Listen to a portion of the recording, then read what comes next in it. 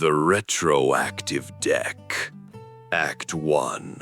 The Wild Discovery. The innkeeper's welcome had grown stale years ago.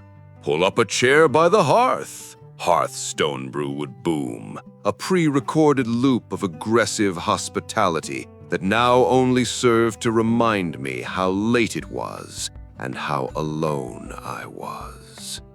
It was 3:17 a.m. on a Tuesday.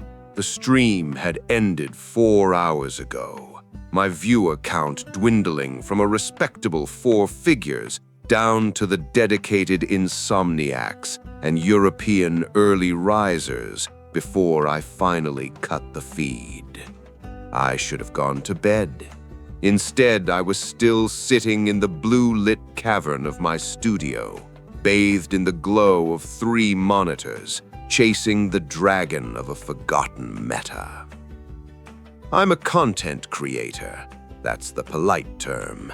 The reality is I'm a digital archaeologist, shifting through the detritus of patch notes and obsolete strategies, looking for something, anything that can generate a clickbait thumbnail for tomorrow's YouTube upload. Standard format was a solved equation, a boring rock-paper-scissors meta dominated by 3 optimized net decks. But Wild format was the scrapyard, the lawless frontier where broken combos went to die. I was deep diving into an archived version of an old Hearthstone forum, a snapshot of the internet circa late 2014, right before the Goblins vs. Gnomes expansion changed everything. The CSS was broken, stretching the page horizontally, and half the image links were dead placeholders. I was scrolling through a thread titled simply, "The Deck That Shouldn't Be." The original poster, a user named Null Entity, whose account showed a banned status dated 7 years prior, had posted a Warlock deck list. The description was incoherent ramblings about mana bleed and the space between the ticks. The comments below it were typical mid-2010s forum trolling, dismissive and mocking. Except for the last comment, posted just hours before the thread was locked forever. It was just a deck string. I highlighted the string.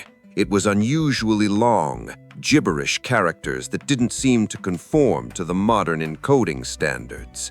I hit Control-C. My main monitor froze. The cheerful tavern music, that jaunty little lute tune that haunts my dreams, stuttered into a low digital growl before snapping back to normal. My entire PC hitched for a terrifying second. I held my breath, waiting for the blue screen of death, the streamer's ultimate nightmare. Instead, the Hearthstone client popped back into focus. A new deck had appeared in my collection manager. It had no class icon, no custom name. It was just labeled 0000000. I clicked on it. Gul'dan's scarred purple face stared back at me as the portrait. I scrolled through the list on the right side of the screen. It was wrong. It was a bizarre amalgam of basic cards and high-cost legendaries that had 0 synergy. A wisp next to a Lord Jaraxxus. It looked like an arena draft gone horribly wrong. Then I saw the counter at the bottom. 31 out of 30 cards. A chill that had nothing to do with my apartment's AC crawled up my spine. You cannot have 31 cards in a Hearthstone deck. The engine doesn't allow it. It's a hard-coded rule, as fundamental as gravity in the game's physics. I scrolled to the very bottom of the list to find the outlier. There was no card text, no art. It was just a glaring neon pink square, the universal developer placeholder for a missing asset or asset. Where the name should have been, it just read missing asset. It had no mana cost. Okay, Blizzard, spaghetti code strikes again, I muttered to the empty room, trying to vocalize my cynicism to push back the creeping unease. It was just a bug, a weird, fascinating bug. That was good content. I fired up OBS, hit record, and put on my best "Hey guys, what's up" voice, even though no one was watching live. All right, so I found something weird deep in the forums tonight. Check this out, a 31-card deck. Looks like a corrupted old deck string broke the collection manager. Let's take this monstrosity into Wild and see how fast we break the server. I hovered my mouse over the play button. The ranked Wild icon glowed with its usual thorny menace. I clicked. The Q wheel didn't even complete a single rotation. The matchmaking sound, that heavy thunk of finding a worthy opponent, hit instantly. Act 2, the match with the shadow. The versus screen slammed onto the monitor. On the left, me, my battle tag, Cypher, and my portrait, the Gul'dan alternate hero skin for Warlock, Nemzi Necrofizzle. On the right, my opponent. My breath hitched. The opponent's name was rehpiC. It was my name, spelled backward. A mirror match? No, that wasn't right. I stared at their portrait. It was the standard non-Gul'dan Gul'dan skin, but something about the art was off. I leaned closer to the monitor, squinting. Gul'dan's eyes, usually glowing with fell green energy, were gone.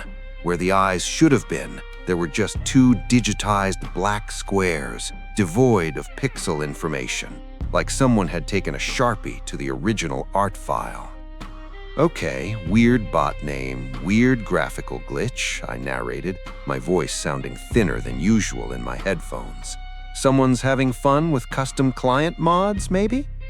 The game loaded onto the Strangle-Torn Veil board. The jungle sounds, usually soothing, felt sharp. The tiger roar in the background noise sounded more like a scream of pain. Mulligan phase. My starting hand appeared. It was garbage, a sacrificial pact, a void walker, and the missing asset. The pink square seemed to vibrate against the textured wood of the virtual table. I threw everything back, desperately digging for early game tempo. The cards flipped away and were replaced. The pink square returned immediately. "Blizzard, your RNG is showing," I tried to joke. The match began. rehpiC went first. The opponent did nothing. No mouse over highlights, no emote spam. The green rope, the turn timer, started burning across the screen. Just as it was about to hit the end, the opponent tapped their hero power, life tap. They took 2 damage, drew a card, and ended the turn. Standard handlock behavior, nothing unusual, except for the dead silence preceding it. My turn. I drew a card. I played a cheap minion and passed. Turn 2. The opponent again waited until the absolute last second of the rope, tapped for a card, and passed. It felt less like a strategy and more like a taunt, a slow, deliberate wasting of time. By turn 5, the atmosphere in my room had shifted.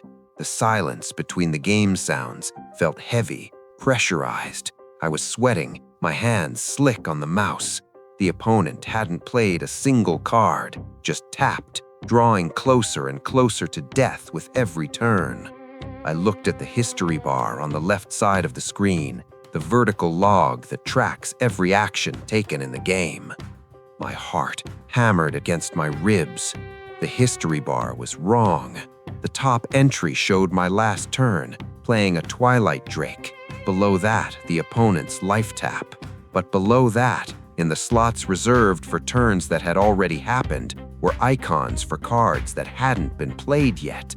According to the history bar, on turn 8, I had already played Twisting Nether. On turn 9, the opponent had played Alexstrasza. On turn 10, I had played the missing asset. "What the actual fuck?" I whispered. I moved my mouse over the history tiles. The tooltips popped up, confirming the impossible. The game log wasn't recording the past. It was pre-stating the future. I looked at my hand. I held Twisting Nether. I had drawn it 2 turns ago. The game knew I was going to play it. It was scripted. I wasn't playing a match. I was acting out a pre-recorded tragedy. Panic, cold and sharp, pierced the streamer persona. I wasn't thinking about content anymore. I wanted out. I moved my cursor to the bottom right gear icon, the options menu. I needed to concede. I needed to close the client. I needed to turn off the PC and walk away. I clicked the gear. The menu slid up. The concede button was grayed out, inactive. I clicked it furiously. Nothing. I tried Alt F4. The game window didn't even flicker. I tried Control-Shift-Escape to bring up the task manager. My PC ignored the command. The game was no longer an application running on an operating system. It was the operating system. On the screen, Gul'dan's eyeless portrait seemed to shudder. The opponent's turn timer started burning again. A card floated up from their hand. The first card they had actually played all game. Curse of Agony. Act 3. Visual Decay and the Curse. In normal Hearthstone, Curse of Agony is a nuisance card. It shuffles 3 agony cards into the opponent's deck. When drawn, they deal fatigue damage. It's a slow, grinding death. The animation for the card being played was violent.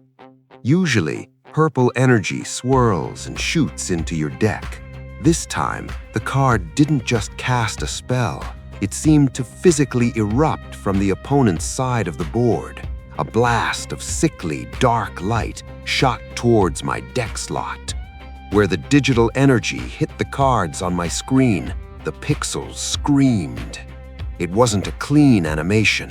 It looked like digital acid burning through the monitor's liquid crystals.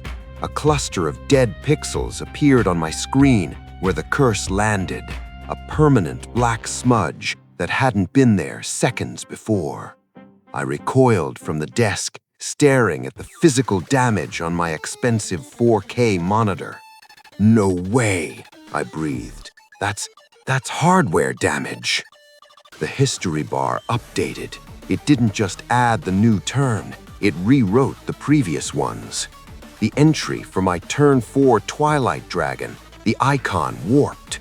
It wasn't a dragon anymore. It was a low-resolution, heavily compressed JPEG of a dead bird on a sidewalk. My stomach turned over. The game pressed on, ignoring my terror. It was my turn. The draw animation played. I drew one of the agony cards. Take 1 damage. The game sound for taking damage, that sharp crunch, was deafeningly loud in my headset, distorted, peaking the audio into pure static. The smudge on my monitor grew wider. I drew my actual card for the turn.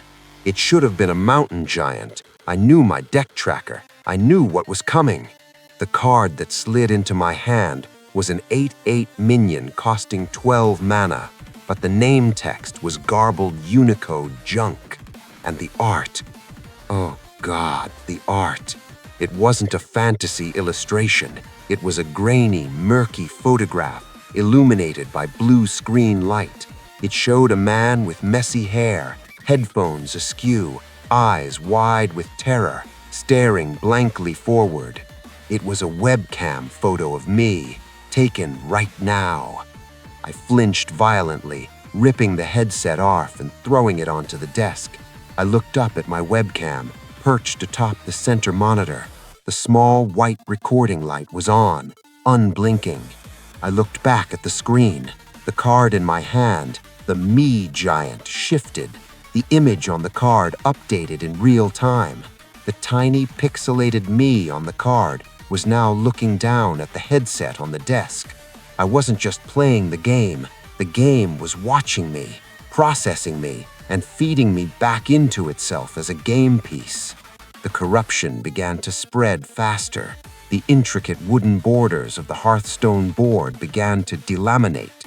The textures peeled back, revealing not a digital void, but something organic underneath. Muscle fibers, wet, gray sinew pulsing beneath the user interface. I looked at my mana crystals in the bottom right. They usually glowed with soft blue magic. Now they were changing shape. They weren't crystals anymore. They were teeth. 10 human molars lined up in the tray, yellowed and cracked. When I spent mana, a tooth didn't just empty. It rotted away into a black cavity, accompanied by the wet crunch of bones snapping. The eyeless Gul'dan opposite me emotes. The speech bubble appeared, but it contained no text, just a swirling mass of black static. A sound tore through my speakers, bypassing the headset I had discarded. It wasn't a voice line. It was a sound I recognized from my childhood. The dial-up modem screech, but slowed down by 800%, turned into a guttural, grinding roar of data connection from hell. My nose started to run. I wiped it with the back of my hand and came away with bright red blood. A sudden blinding migraine drove a railroad spike through my left temple, syncing perfectly with the thudding rhythm of the game's warped music. I had to end this. I had to finish the script. The history bar had said I would play Twisting Nether soon. Destroy all minions, reset the board, maybe reset the madness. I played the game, my hands shaking so badly I could barely grip the mouse. I dragged cards onto the board. The me giant hit the virtual table. It didn't say a voice line, it just screamed, my own voice, sampled from the microphone, twisted into a digital shriek of agony. Turn 8 arrived. I drew Twisting Nether. The history bar had predicted this. I was obeying the timeline. I dragged the spell to the center of the board. The animation for Twisting Nether is a massive swirling vortex of dark energy that sucks everything into a void. It started normally. The void opened. The minions, including the card with my face on it, were dragged screaming into the center. But the portal didn't close. It kept expanding. It grew beyond the game board. It swallowed the opponent's deck. It swallowed my deck. It expanded past the borders of the Hearthstone client, eating my desktop wallpaper. My other monitors flickered and went black as the virtual singularity pulled the light from the room. Only the center monitor remained, showing the swirling abyss and one card hovering above it. The card Cypher had never played, the card that had started this. The missing asset. Act 4. Retroactive Erasure. The pink square floated over the howling void. Slowly, text began to resolve on its surface, burning into the pink like branding iron on skin. Cost 0. Attack 0. Health 1. Battle cry: remove the player from the match history. Not the hero, not the character, the player. The eyeless Gul'dan portrait floated above the card. The black squares where its eyes should have been seemed to be looking not at me, but through me, into a space behind me that I couldn't see. The opponent's cursor, a jagged, corrupted arrow, moved slowly. It hovered over the pink card. "Don't!" I croaked, blood dripping from my nose onto the RGB keyboard, sizzling strangely on the backlit keys. "Please!" The opponent clicked. The card was played. There was no grandiose animation, no explosion, just silence. absolute, suffocating silence. The modem screech cut out. The fan noise of my PC died. The room plunged into darkness as the monitors finally gave the ghost. But it wasn't just the lights going out. It felt like the world had suddenly lost depth. I sat in the dark, my heart stuttering. I tried to stand up, but my legs felt distant, numb. A faint glow returned to the center monitor. It wasn't the game, it was a BIOS screen, white text on black background. It was running a check. Checking file system, deleting C/users/cipher/documents, deleting C/users/cipher/pictures, deleting C/users/cipher/app data. It was wiping my drive, my work, my life. I scrambled for the power cord under the desk, desperation overriding the terror. I yanked the plug from the wall socket. The monitor stayed on. Deleting D/stream archives, deleting E/backup Terra. It was eating everything, years of content, memories, proof that I had existed as a digital entity. Then the physical sensation hit. It wasn't pain, it was an absence of sensation. It started at my fingertips, the ones that had held the mouse. They went numb, not asleep, gone. I couldn't feel the desk beneath them. I looked down in the dim light of the BIOS screen. My hands were dissolving. They weren't melting like wax, they were pixelating. Blocks of my skin were turning into translucent squares, floating upwards like dust motes in a sunbeam, dissolving into the air. The effect was spreading up my wrists, towards my forearms. I tried to scream, but my jaw felt slack, unresponsive. I touched my face with a dissolving hand. My mouth was gone. Smooth skin where lips should have been. The BIOS screen reached its final line, deleting user profile. No. The screen went black. I sit here now in a room I don't recognize, though it has my furniture. The silence is absolute. There is no hum of computers, no city noise outside the window, just a flat gray stillness. I look at my hands. They are whole again, but they feel light, hollow. I try to remember my name, not my gamer tag, my real name. It's on the tip of a tongue I'm not sure I still possess. It's gone. My mother's face, gone. My childhood bedroom, gone. There is only the tavern, the faint tinny sound of lute music drifting from nowhere. I am not in the game. I am the space where the data used to be. I am a missing asset, waiting to be overwritten.